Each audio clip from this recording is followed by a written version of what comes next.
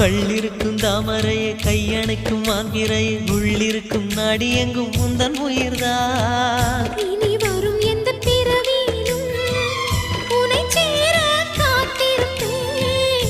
விழி மூடும் இமை போல விலகாமல் வாழ்ந்திருப்பேன்.